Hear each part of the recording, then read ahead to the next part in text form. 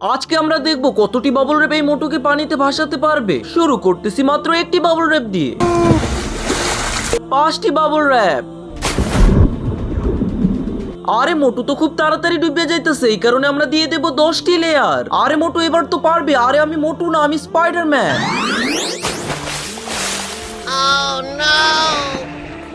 আরে স্পাইডারম্যান তো ডুবে গেল। আরে এবার নিয়ে নিলাম 20টি বাবল র্যাপ। মোটু কি পারবে এবার ভাসতে?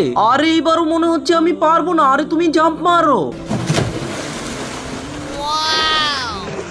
আরে এইবার তো আমি মাত্র 1 সেকেন্ডেই ডুবে গেলাম। এইবার নিয়ে নিলাম 50টি বাবল র্যাপ। কি মনে হচ্ছে মোটু তোমাকে ভাসাতে পারবে? আরে দেখি তো মনে হচ্ছে ভাসাতে পারবে।